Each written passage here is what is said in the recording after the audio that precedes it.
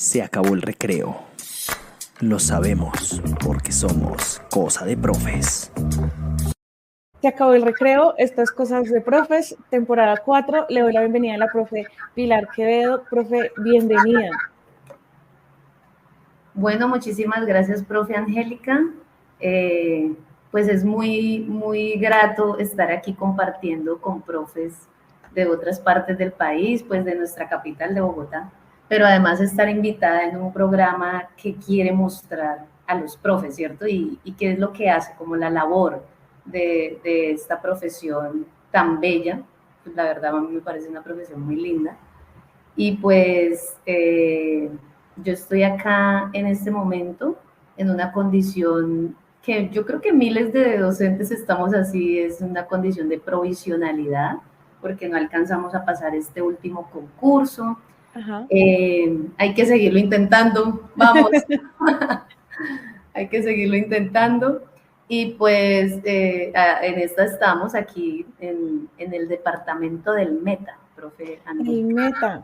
Y un poco, diría yo, lejos de lo central que es Bogotá, ¿sí? Como bien lo ha dicho la profe Pili, pues hemos tenido bastantes profes que principalmente son de Bogotá o han trabajado en otros lugares, pero pues que nos movemos en este círculo. Bien hemos dicho también por ahí que a veces Bogotá es como quien da a veces línea técnica en todo lo que tiene que ver con procesos de educación, pues porque claro, es también la centralidad de ciertas cosas administrativas, políticas y económicas, ¿no? Sin embargo, hay un montón de profes que, como tú lo has dicho, pues hacemos y seguimos haciendo cosas maravillosas a pesar de los retos y los tipos de contrataciones que tenemos que también son tensos, aunque no parezca.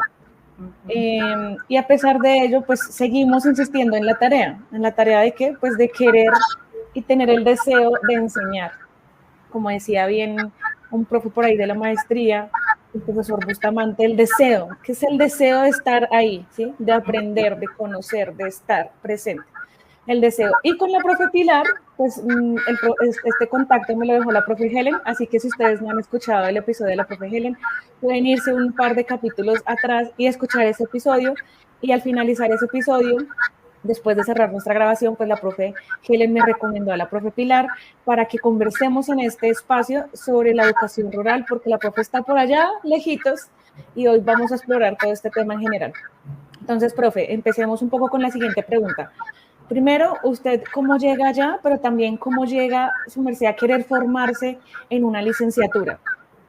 Bueno, yo primero llego acá, yo no sé, como por cosas de la vida, ¿no? Uno de provisional anda buscando, pasando las hojas de vida a las secretarías de educación, o sistema maestro, que todos los que me escuchen acá que son profes saben qué es sistema maestro, entonces a ver si hay por ahí una vacante, ¿cierto?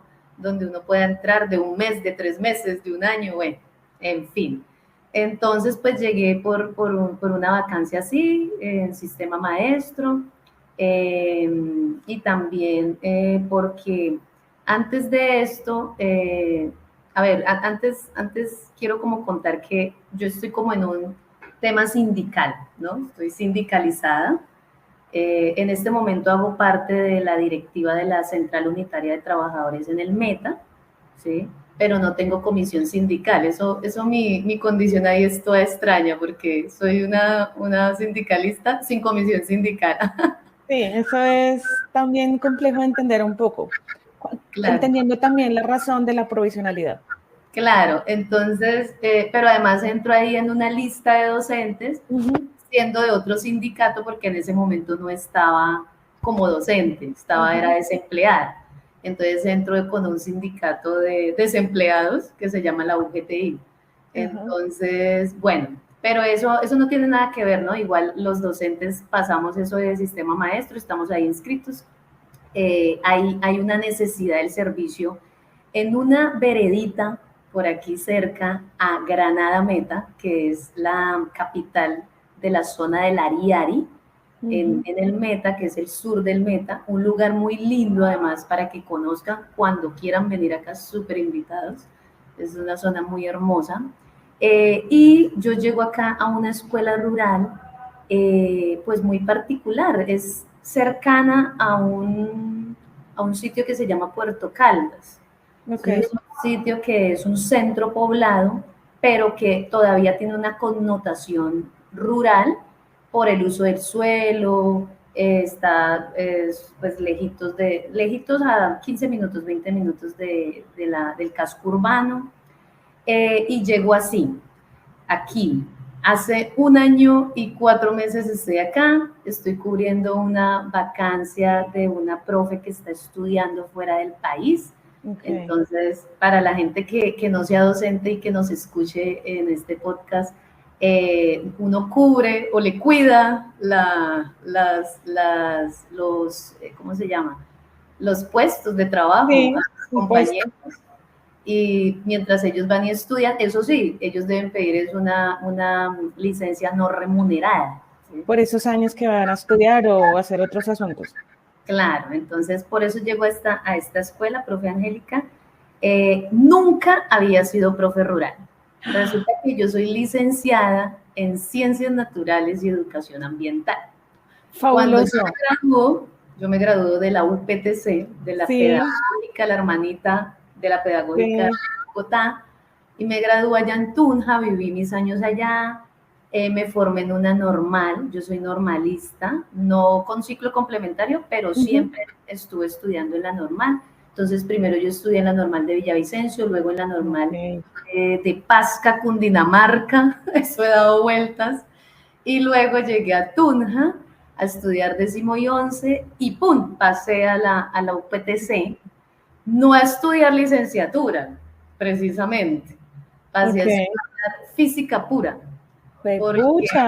porque mi padre, que es docente, ex sindicalista aquí en el Meta, muy reconocido acá en el Meta, un hombre bien defensor de la educación pública, no quería que nosotros fuéramos maestros por cómo les ha ido a ellos, como les ha tocado pelear con la Ley General de Educación por sus sueldos que antes se los pagaban a punta de aguardiente, y no tenían una estabilidad laboral, y él decía, no, pues mis hijos no pueden seguir así. Pero resulta que aquí esta profesora es terca y de chiquita me gustaba enseñar. Yo, por ejemplo, a los niños de mi cuadra, cuando me compraron mi primera bicicleta, yo quería enseñarle cómo transmitir ese conocimiento. Entonces, montaba bicicleta, me caí muchas veces, me raspé, pero mi objetivo era enseñarle a todos los niños de la cuadra en Puerto López, de donde yo nací, y ese era mi objetivo. Entonces lo tenía como muy marcado, como que quería eso, transmitir, y desde chiquita tengo eso. Entonces, pues yo le dije a mi padre, bueno, listo, entonces, ¿qué debemos estudiar? No, ciencias básicas, porque las ciencias básicas son muy importantes para el desarrollo de un país, y sí, lógicamente la ciencia y la tecnología son muy importantes, y me puse a estudiar física pura. Bueno, eso fue un semestre de física pura, donde sentí un poco el machismo, como el machismo dentro de la institución superior, pues, como que nos trataban a las mujeres como si no supiéramos, ¿sí? de ciencias básicas. Y bueno, le di duro ahí al cálculo, con compañeras y compañeros que me ayudaron a entender un poco, y eso fue como un estudio para mí, porque no seguí estudiando eso. Entonces me salí de eso y dije, no, Mari, o sea, yo lo que quiero es estudiar licenciatura, yo quiero ser docente. Y quería ser docente de pedagogía infantil. Siempre. Ay, cosa loca. Me gustaban los niños, quería como estudiar eso, la mente de los niños. Pero bueno, entonces mi padre, como encaminándome por su experiencia, me dijo, ven, pero no, escoge una licenciatura un poco Pili, en realidad las profes de preescolar les toca muy duro, y no hay preescolar completo de 3 grados en este país. Y nosotros hemos estado luchando hace muchos años por eso. Y mira, hoy no hay preescolar de 3 grados en el país. Entonces, obligatorios. Entonces yo dije, bueno, ¿y qué licenciatura? Entonces encontramos en la UPTC Ciencias Naturales y Educación Ambiental. Y me pareció como que, ve, esto está bien, mire el currículo, el pénsul.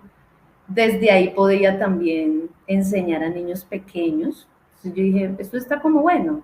Y estudié en la UPTC esa licenciatura, me gradué, estuve en Bogotá un tiempo, no ejercí la docencia, pero en el 2014 llegué a Villavicencio Meta, donde vive mi familia, y ahí tuve una provisionalidad en un colegio en bachillerato y daba biología.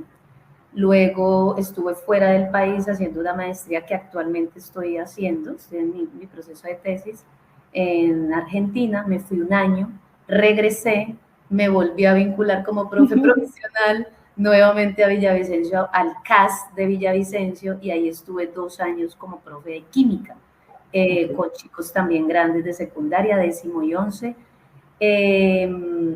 Y siempre donde he estado como provisional, me ha gustado dejar como huellitas, ¿cierto? Como hacer cosas nuevas con los estudiantes, apasionarlos por las ciencias, ¿sí? Desde la parte pues de pedagógica mía, como enseñarles la ciencia. Y después estuve, profe Angélica, como en la administración municipal, tuve una experiencia como directora de calidad educativa en la alcaldía municipal de Villavicencio. Desde el 2021 fui directora de calidad educativa en la Secretaría de Educación y tuve ahí una experiencia chocante porque yo era, pues, he sido profe de aula siempre, y llegar a ser funcionaria pública y mirar cómo está la educación, el presupuesto, qué es lo que llega a las entidades territoriales, tener un rol tan distinto al de ser maestro, sino más administrativo, fue bastante denso, pero sin embargo hicimos lo que pudimos, hasta donde nuestros principios nos dieron en esa administración, y ahí estuve, y después de eso, ahora estoy acá. O sea, después de eso pasó un año, yo me tomé como un año sabático, un año sabático como de reencontrarse uno, ¿no? Después de ser funcionario público, me salieron hasta canas, y ya después de ese año sabático me salió este trabajo, y ahora estoy en el rol de profe rural. Entonces es bien curioso cómo ha pasado mi poca experiencia, pero cómo ha sido, ¿no? Como todas esas experiencias me han ayudado mucho a entender muchas cosas del rol como maestro. Tú me hiciste acordar de algo, profe, y es que casualmente hace poco tuve la oportunidad de estar acompañando a mis practicantes de la universidad, y casualmente en ese colegio di con mi profesora de sexto y bachillerato en general de ciencias naturales. Y imagínate, pues, una profe que me vio crecer. Yo siempre, o algo que me ha pasado particularmente en los lugares donde ustedes que me dicen que soy demasiado joven, en todos los lugares donde he estado, porque me veo demasiado, sí, jovencita, y ella me vio, pues claro, en el sexto yo todavía parecía una niña de 10, 9 añitos, muy chiquitina, y cuando me vio se sorprendió mucho, pero con eso que nos cuentas me hace recordar que a mí me gustaba mucho la ciencia y la biología, sobre todo porque ella nos enseñó la idea de los humedales por el lugar en donde yo estudié, aquí en Bogotá, muy cerca del humedal Jaboque, y literalmente nos metimos al humedal Jaboque a explorar el humedal Jaboque, embarrados, 2 cursos, vueltos una nada, pero fuimos a explorar cómo era la cola de caballo, qué animales habían, vimos comadrejas, ranas, ¿sí? Entonces toda esa experiencia, yo dije, esto a mí me gusta muchísimo. Y tuvimos después una exposición gigante de socialización, e hicimos un proyecto basado en los humedales, ¿sí? Y en los humedales de Bogotá, y recorrimos muchos humedales de Bogotá, y pues claro, uno cuando es chiquitico dice, ¿cómo es posible que en Bogotá haya humedales, no? Y la cantidad de humedales que hay, y lo importante que son estos cuerpos de agua también para los ríos, y ríos muertos como Bogotá, que también es muy complejo, ¿no? Entonces, con esta maestra, cuando yo la vi, me pasó un flashback de todo lo que había, y yo decía, qué bello que a pesar del tiempo, esta maestra me recuerde, que yo recuerde esa huella que dejó en mí, en saber que me gustaba mucho la ciencia. Yo elegí la docencia, pues por otro lado, de la educación especial y trabajar otras formas de entender los sujetos, pero creo que ella dejó un huella en mí, y cuando me la encontré me dio mucha felicidad, y lo primero que hicimos fue abrazarnos muy fuerte. Entonces tú dices algo que es como el asunto de dejar huella, y que muchas de nosotras, sobre todo también pienso en la línea de las mujeres, nos han negado también un poco la oportunidad de seguir aprendiendo desde las ciencias y también somos muy buenas en esos aspectos, también somos muy buenas investigadoras, también somos muy buenas observadoras y es ahí donde está, pienso yo, en gran parte nuestro potencial a seguir aportando a lo que se requiera, ¿no? Claro, claro, pero además los profes, o sea, en uno siempre hay una huella que un profe deja. Yo de lo que te cuento, también recuerdo a mi profe de Ciencias Naturales en la Normal de Villavicencio, María Elisa Barreto. Yo no sé de ella nada. Pero también recuerdo en Puerto López mi profe de primaria, que fue la que me enseñó a escribir, la ortografía, era súper rígida. O sea, hay maestros que se le quedan a uno aquí, en la mente, y pues ya lo marcan a uno y queda ahí. Totalmente. Profe, también para que la gente conozca un poquito, sobre todo los profes que ya nos han podido oír, el asunto de la provisionalidad tiene que ver no solo con cubrir como una vacante específica, en este caso como cubrir lo que tú nos comentabas, de ese puesto a la maestra que está haciendo sus estudios con sus temas ya personales y demás, sino que también la provisionalidad a veces se ejerce en el sentido de que es un cargo efectivamente provisional, pero que también a veces cumple un tiempo específico. Depende de que, pues, de muchas condiciones que requieran las propias secretarías de educación o las propias instituciones que pidan, pues, directamente los rectores en ese cargo administrativo político, lo llamo yo porque es más un cargo administrativo político que pedagógico educativo. Uh-huh. Llegas a esta institución después de haber pasado por normales. Para la gente que también nos escucha, las normales son muy importantes en Colombia porque también son un proceso en donde las personas que no estaban viviendo en Bogotá y se profesionaliza las licenciaturas como licenciaturas, pues nos dan paso a enseñar otras cosas desde otros lugares del país y también creo que es una base para lo que llamamos hoy en día educación popular o educación comunitaria, ¿no? Y que sea ejercida pues dentro de estos lugares concentrados para las comunidades específicamente. Y las normales han venido desapareciendo, tristemente han venido desapareciendo poco a poco también por las diferentes políticas y demás. Pero entonces llegas a este espacio y con qué te encuentras allá la primera vez que ejerces como docente rural, qué cosas hay, cuál es esa diferencia. De pronto encontraste un choque en algún momento y dijiste, esto como que, ¿qué pasa aquí?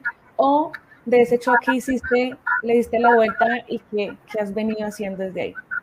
Bueno, yo llegué, primero pues siempre con la compañía de mi padre, ¿no? Eso no lo tienen todos los profes rurales, eso hay que aclararlo. Hay profes que afortunada eres.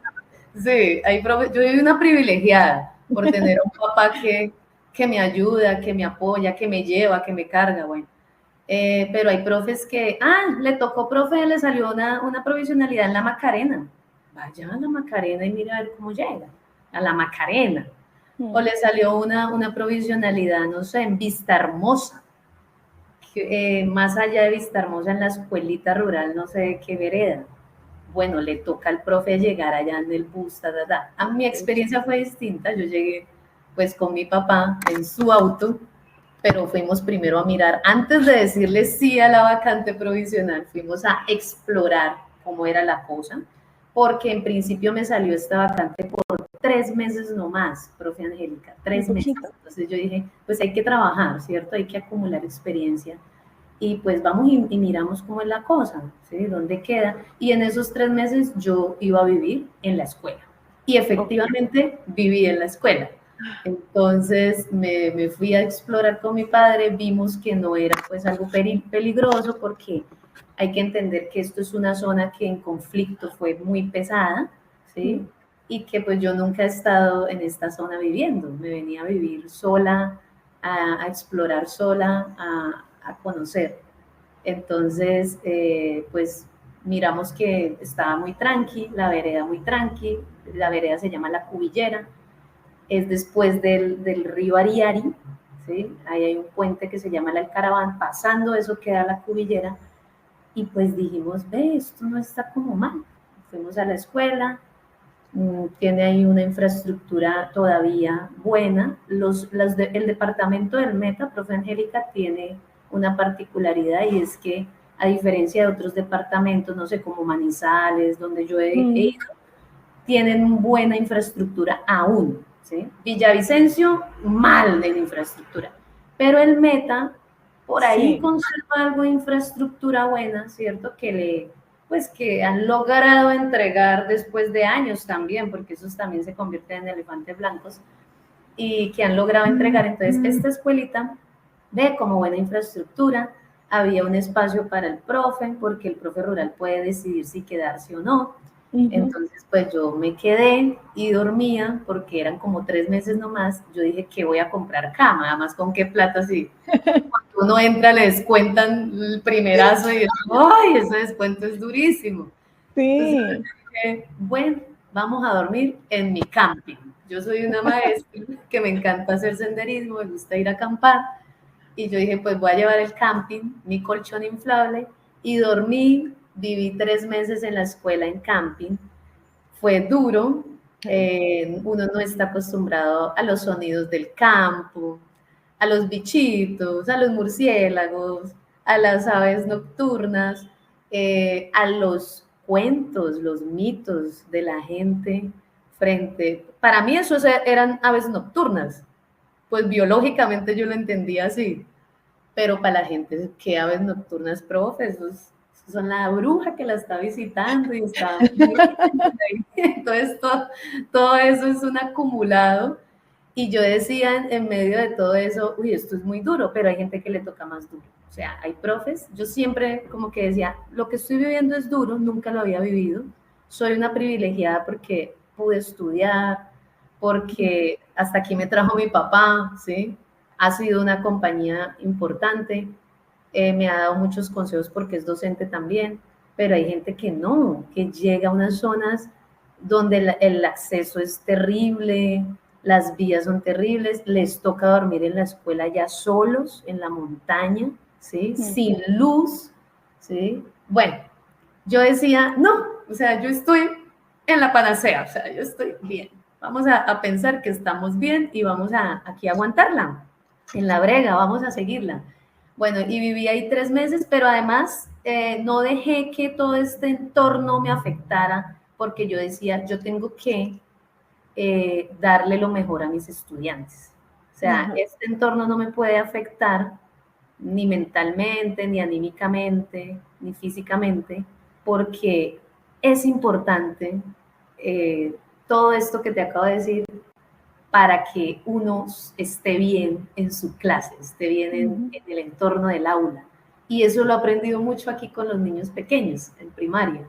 Como que la forma en que tú llegas, ¿sí? Las emociones que tú transmites a los niños son importantísimos en el aprendizaje de ellos. Entonces, yo fui experimentando esto, ¿sí? Uno lee, uno mira, uno va leyendo autores y todo, pero uno dice, la práctica es otra cosa. O sea, uno puede tener ahí la teoría, los pedagogos, todo, pero en la práctica uno no aplica muchas veces esas teorías, sino es su propia vivencia.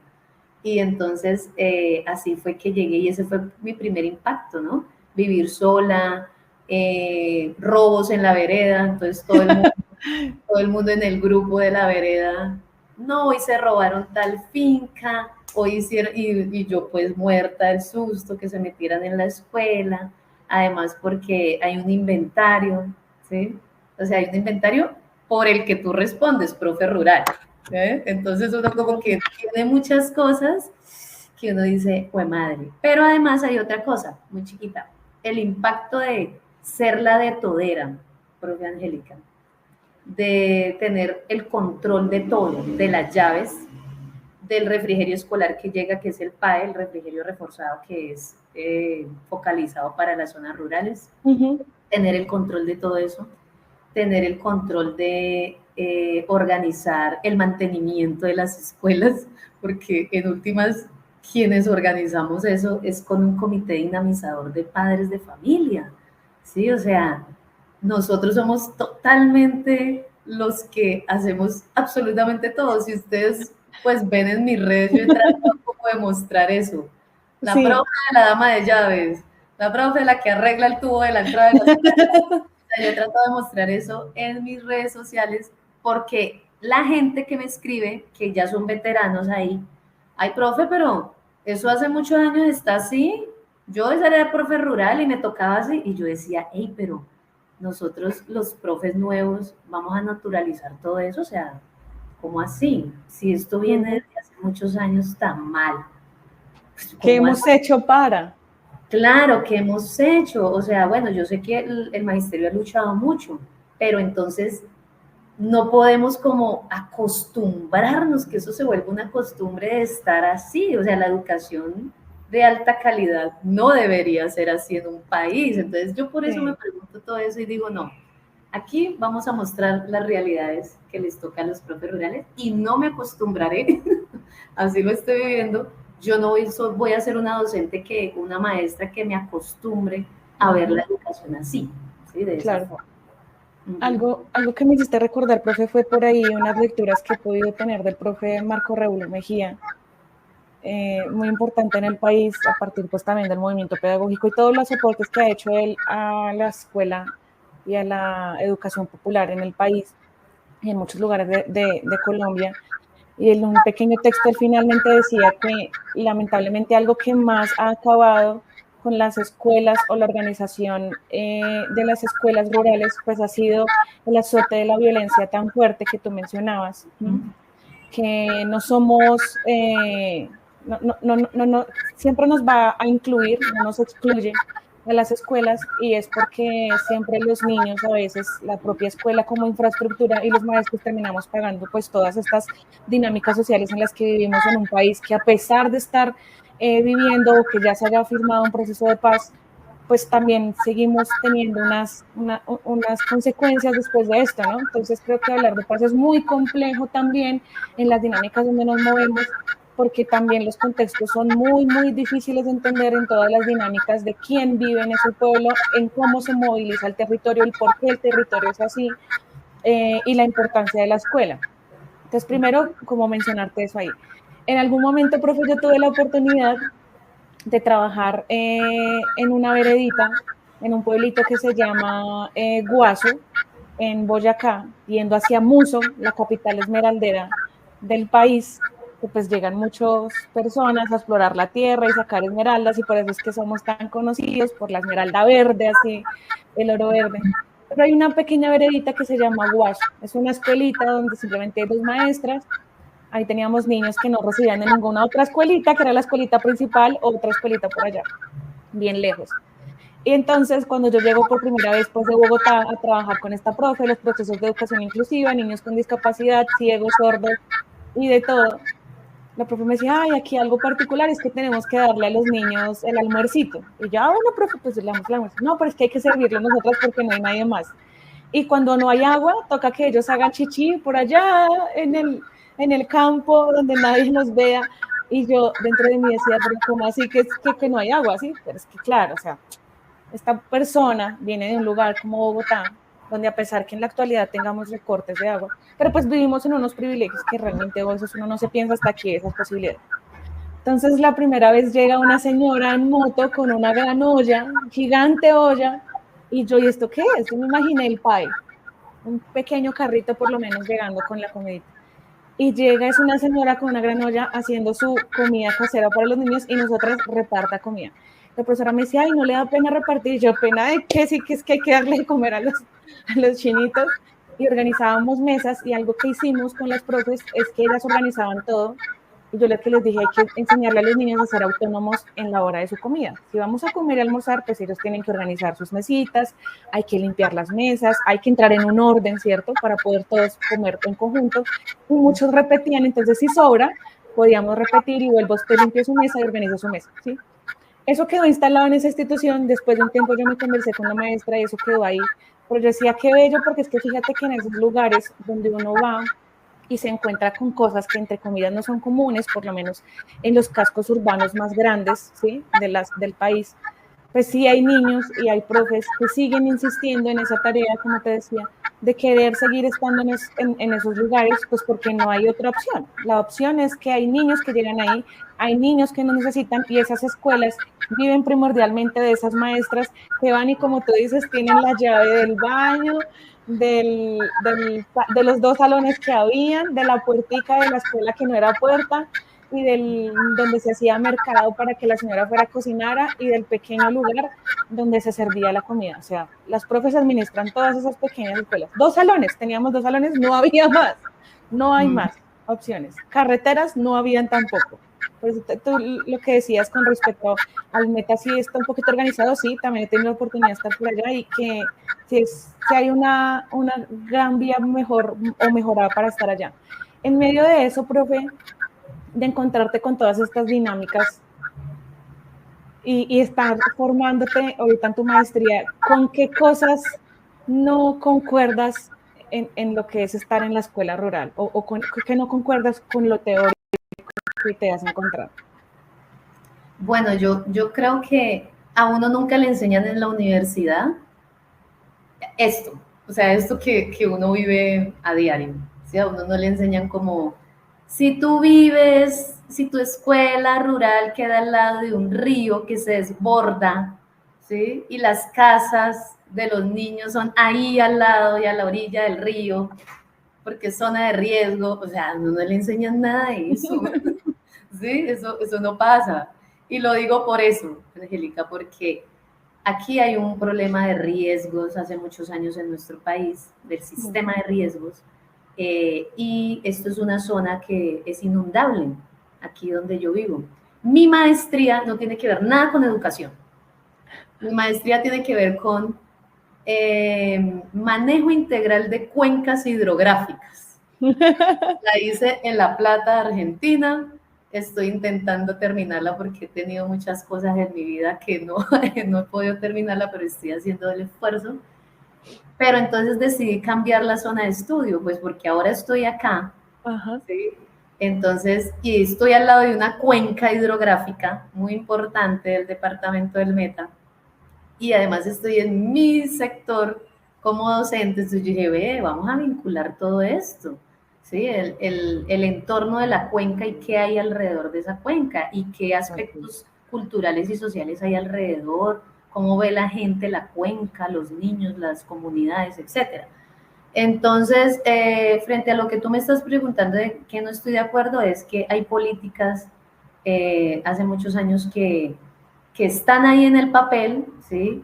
Hay manejos integrales de cuencas hidrográficas que son muy buenas, uno las lee y uno dice, ve, se está muy organizado en materia ambiental, pero que en la práctica no son reales, no es una realidad. O sea, todos los años la gente tiene que inundarse, todos los años a la gente se le cae el techo, ¿sí? Porque están ahí.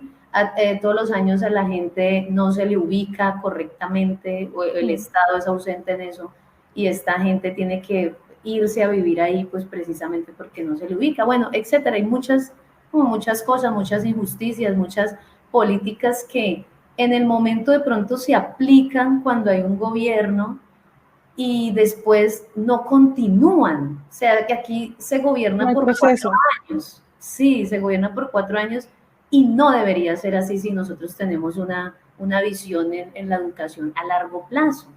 Entonces, por ejemplo, en las zonas rurales o en las escuelas rurales o en la escuela nueva, porque las escuelas rurales son escuela nueva, que es una política que hace muchos años se implementa en este país, no es propia de este país, se tomó copiado y entonces el ministerio lo cogió y dijo, wow, esto es impresionante, la revolución educativa en las escuelas rurales. Entonces, cuando empezó lo de la escuela nueva, que eso llegaron con diferentes libros, material didáctico. Las cartillas. Fue el boom en este país, ¿cierto? A propósito, tengo un artículo que escribí que se los voy a compartir, va a salir en la revista de FECODE, donde hablo un poquito de esto, ¿sí? Súper. Pero también después vienen el programa de educación rural PER, ese programa que primero tuvo una primera fase en el 2001 y en el 2007, luego estuvo el PER 2, que es la fase 2, y entonces esa decía que con cobertura, con calidad para el sector educativo rural, que es el PER, y ese PER aparece en los acuerdos de paz del 2016. Cuando se firma el acuerdo de paz, entonces lanzan ese programa y fue financiado por organismos internacionales y todo. Y después, que es el vigente, lanzan ese programa de desarrollo con enfoque territorial, después del proceso de paz, que se lanza en el 2022, el PEDET, que actualmente es el que está ahí vigente, ¿sí? Pero independientemente de esos programas, profe Angélica, y para quienes nos escuchen, independientemente de esos programas que se han realizado, hay que tener en cuenta el contexto económico, social de nuestro país y más en las zonas rurales. Las cifras, por ejemplo, son las que pues son lo que uno puede estudiar y con lo que uno puede sustentar lo que dice. Entonces, por ejemplo, el DANE en su informe sobre pobreza monetaria en Colombia a julio del 2024, para los centros poblados o zonas rurales, perdón, dispersas, la pobreza monetaria es del 33%, ¿sí? A nivel nacional, mientras que en las cabeceras municipales es del 30.6%, pero en las zonas rurales y en los centros poblados es de 41.2%. Quiere decir que comparado a la media nacional está casi 8 puntos por encima. O sea, las zonas rurales en aspectos económicos y de este modelo económico afecta también la educación. Si uno totalmente. Claro, si uno revisa, por ejemplo, la pobreza monetaria extrema, ¿sí? En las zonas rurales y en centros poblados está en 19.8%, mientras que la media nacional es del 11.4% y en las cabeceras municipales del 8.9%. Eso quiere decir que la pobreza en zonas rurales es mucho más alta. Y qué decir, pues, de la informalidad laboral, que es lo que conocemos como el rebusque, el trabajo sin prestaciones sociales, que en la ruralidad tú lo vas a encontrar. Pero, por ejemplo, pan de cada día, o sea, claro, es posible trabajar lo más posible en la informalidad para buscar el mínimo de conseguir plata para comer en el diario, porque no es por mensualidad en lo que uno piensa, sino en el diario, pues es que ahí está la oportunidad. Claro, entonces, por ejemplo, en el 2023, el año pasado, esa informalidad laboral fue del 83.8% y creció en 2024, a junio del 2024, mayo-junio, al 84%, es decir, 0.2 puntos porcentuales en las zonas rurales del país. Eso explica, profe Angélica, las brechas que existen entre las zonas rurales y las zonas urbanas de este país, que hace muchos años existe y que hoy todavía son muy vigentes. Entonces, ahí influye este modelo, ¿sí? Económico, social, político, influye en el acceso de los niños y niñas a la educación, por falta de dinero, por los costos que las familias son las que deben asumir, porque en la escuela rural ustedes no van a encontrar a una aseadora. Los aseadores son personas de la comunidad o la profesora cuando se quedan sin aseo y le toca con los niños hacer el aseo, ¿sí? Eso lo asumen los padres de familia. También influye, por ejemplo, el desinterés de los niños o de las familias para el desinterés en el estudio, el abandono del lugar de residencia habitual. Ustedes ven en zonas rurales los niños se movilizan bastante. Cambian mucho de residencia porque los papás, por ejemplo, cuidan fincas. Sí. Entonces cuidaron una finca este año y ¡pum! No, ya el otro año nos tenemos que ir, profe, no podemos estar aquí con el niño, entonces les toca irse para otro lugar. Y adicional, la seguridad del entorno, la inseguridad del entorno, de la residencia, otras razones ahí hay, pero pues sí es urgente revisar esas brechas, que todos los años, en todas las campañas se habla de las brechas del sector educativo, pero que se hacen programas, lo que te digo es para ese gobierno y pare de contar. Y pare de contar y no a largo plazo. Entonces la educación va a estar así estancada si un gobierno, rezagada.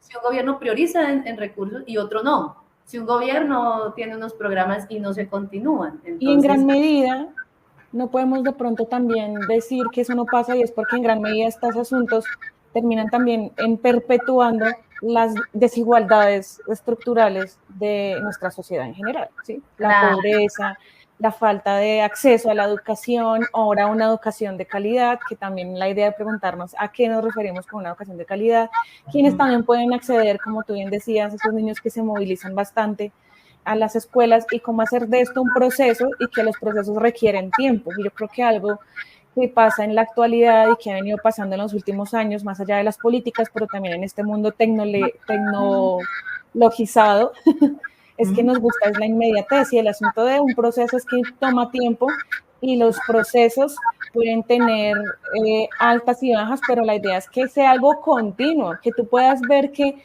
empezamos entre comillas de cero, pero no empezaríamos de cero, siempre hay algo previo, pero que ha habido un avance en esos procesos para que sea significativo o podamos por lo menos minimizar esas barreras de la desigualdad en el país. Claro, y tú das en un punto importante, profe Angélica, y es, si es continuo, por ejemplo, estas brechas que hoy se viven entre la ruralidad y la zona urbana, podrían acabarse si se le inyectaran los recursos necesarios para la educación pública del país. Es decir, que cada gobierno tenga la voluntad política de inyectarle a través de la reforma constitucional al Sistema General de Participaciones, que hoy se tramita en el Congreso de la República y que esperamos de verdad, o sea, de verdad, en el gobierno que sea, queden los recursos para la educación, ¿sí? Pública de este país y lograr sí cerrar esas brechas, porque uno en últimas le mete todo el corazón, le mete toda la energía, le mete su salario, ¿sí? Toda su vida a esto, y yo lo hago como con la berraquera y con el gusto. Con el amor, porque, bueno, además yo no tengo hijos, no tengo, bueno, acá me estoy abriendo, no tengo pareja, y uno como que ve su segundo hogar, la escuela, los niños, ¿cierto? Entonces uno dice, esto es muy chévere, yo quiero compartir esto, pero eso no se puede convertir en la costumbre que el profe y las comunidades son las que reemplazan al Estado, reemplazan al gobierno en su responsabilidad, porque son los que tienen la chequera grande de este país, ¿sí? Entonces eso es lo que, por ejemplo, FECODE ha dejado consignados en los diferentes gobiernos, en sus pliegos de peticiones. Reforma constitucional al SGP. Esperamos que hoy eso se logre, ¿sí? Y que salga a feliz término esto del SGP en el Congreso y que, pues sí, logre tener ingresos corrientes de la nación, ¿sí? Y no que estemos atados al marco fiscal de mediano plazo, ¿sí? Y pues que se sigan ahí disminuyendo los recursos para la educación, que hoy asciende la deuda con el sector educativo a más de 300 billones de pesos. ¿Sí? Esa es la deuda histórica que hoy tiene el gobierno nacional con la educación pública del país. Cierto. Profe, por ahí nos contabas que desde tus redes, para quienes no conocen, la profe está ahí muy activa y muy presente. Yo por lo menos te sigo ahí en Instagram, desde Cosas de Profes. Sí. Y desde tu perfil de Instagram muestras o vas contando qué pasa en tu escuela, en la zona donde estás, y entonces, ¿qué has venido contando por ahí? Cuéntanos un poquito acerca también de ese ejercicio que has venido mostrando a partir de las redes sociales. Bueno, primero, gracias por este espacio porque voy a decir cuáles son mis redes. @ProfePiliEduca. Por ahí quedarán. Sí, @ProfePiliEduca. Pueden encontrarme en Instagram, en TikTok, en Facebook, en una fanpage que tenemos y ya, ahí. Entonces, esas son mis redes sociales. Ahorita, hace poco, estoy como reorganizando el canal de YouTube porque ahí quiero contar o hacer un diario de campo mucho más amplio, que la gente pueda saber más detalles, porque mis videos son de 1:30, sí, son muy cortos para tratar de sintetizar situaciones.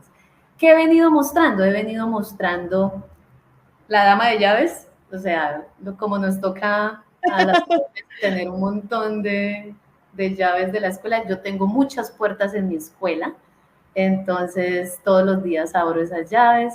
He mostrado en mis videos algo muy lindo que le ha gustado a los profes por acá del Meta, y ha sido lo que me enseñan mis estudiantes también a mí. Entonces el año pasado tuvimos la oportunidad con una niña de mi escuela que estaba en segundo. Ella me enseñó a apartar ganado. Pues resulta que yo soy llanera, pero bien chiviada porque estuve por fuera del Metam por muchos años y yo no sabía apartar ganado. Y resulta que apartar ganado es una labor del llano, muy de nuestra cultura. Y esas niñas, esas dos chiquitas me enseñaron de segundo a apartar ganado una tarde, pues con toda la mamá me dejó pues grabar y todo. Y a las 3 de la tarde se van estas niñas a hacer todo el trabajo de campo, se comunican entre ellas, se chiflan y llevan el ganado hasta el corral del ganado a que se le haga todo, se le dé la alimentación, bueno, las inyecciones, todo al ganado, y ellas eran las encargadas, y bueno, y ya después el papito va y hace todo lo que debe hacer, pero ellas solitas, unas niñas chiquitas de 8 años, llevando el ganado hasta el corral, pues a mí me pareció eso increíble, yo dije, Claro. yo no sé esto. Y además que nosotros somos muy ignorantes en estos temas, o sea, a mí alguien me dice acérquese a una vaca y salgo corriendo. ¡Ay, qué miedo! Sí, claro, yo era igual. Y ese día pues viví una experiencia magnífica y poco a poco he ido también aprendiendo de los niños eso, sus labores. Hay niños que en el campo llegan, hacen sus tareas y se ponen a recoger plátano, a mirar los cultivos con sus mamás. Ellos dicen, yo trabajo también, ¿no? Pero eso es ayudarle a las mamitas y a los papitos.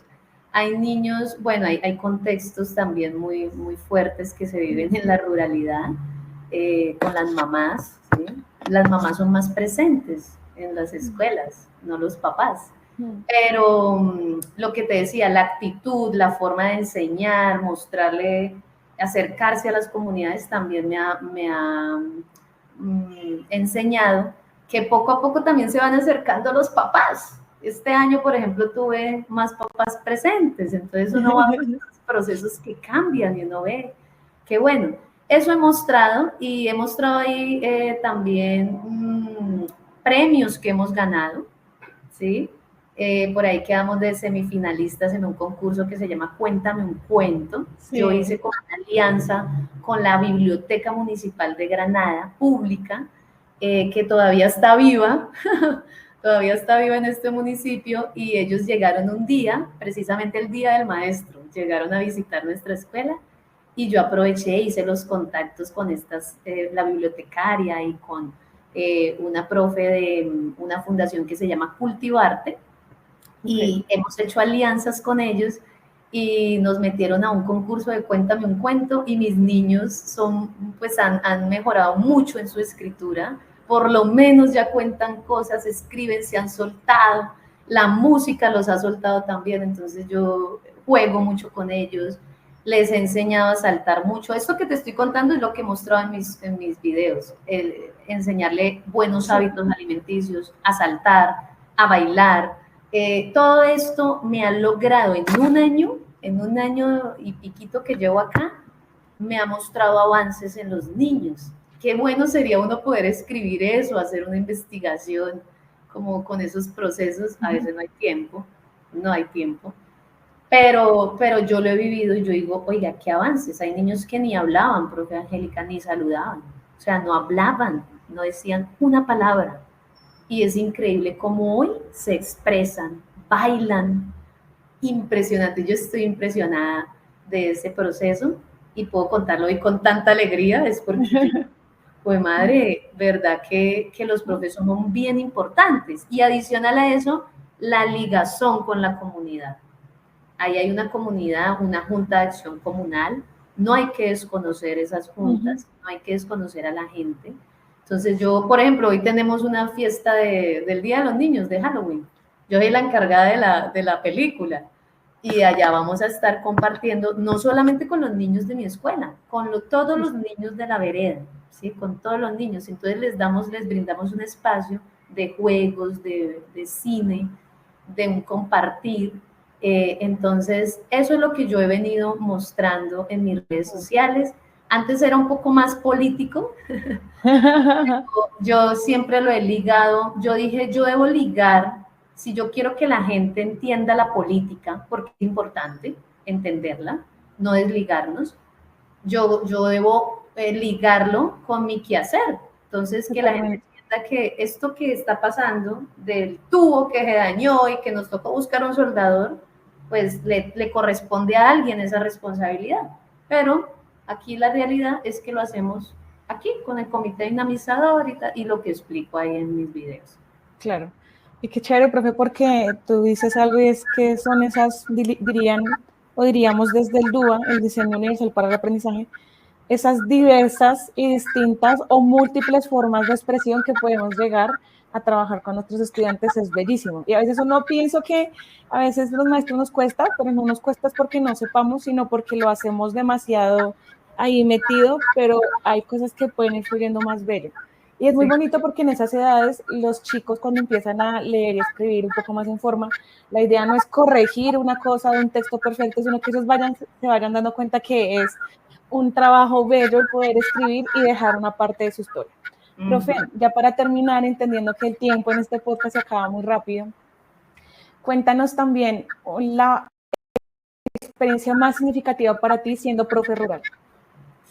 La experiencia más significativa para mí ha sido las emociones. Yo creo que yo nunca había sentido o nunca había tramitado tantas emociones en mi vida. Okay. Yo tengo 35 años y yo era como muy rígida, muy encasillada, siendo docente. Entonces era como muy rígida, muy cuadriculada, ¿sí? Además porque estudié una carrera como la ciencia, no es así. Y resulta que aquí, como profe rural, este tema de esa rueda de las emociones y tramitarlas me ha enseñado muchísimo en mi labor docente, ¿sí? La neurociencia es bien importante, ¿sí? Y yo creo que hay que explorarla más en las escuelas.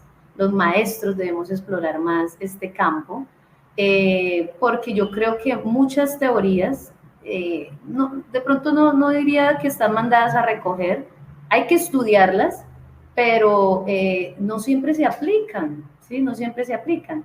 Y resulta que la neurociencia nos permite eso, mirar todo este tema de las emociones, cómo generan en nuestro cerebro, perdón, pues muchísimas capacidades para el aprendizaje, ¿sí? Entonces, los niños de mi escuela han aprendido a tramitar diferentes emociones. Yo les he dicho, uno debe aprender a tramitar todas las emociones. Si tú te sientes triste, no quiere decir que eso sea malo, ¿sí? O de mal genio. Hay que tramitar eso. Entonces, eso me ha enseñado mucho, el compartir con la gente y la comunidad. Yo soy muy comunitaria. A mí me encanta estar con la gente, a diferencia de gente que dice, hoy no, me quiero ir este fin de semana, no sacrifique sus fines de semana. Para mí, yo decía en un video, creo, para mí no es un sacrificio eso, para mí es un segundo hogar. Para mí, a mí me encanta ir a reunirme con la comunidad, las sancochadas, eso ha sido la mejor experiencia. ¿Cómo hacer esas mujeres, esas mamás haciendo un sancocho en 2 horas? Yo me acuerdo que los sancochos se demoraban. Y para tanta gente. Sí, y ellas para un montón de gente en 2 horas tienen el sancocho. ¡Fue madre! Entonces, le enseñan a uno mucho, las comunidades le enseñan a uno.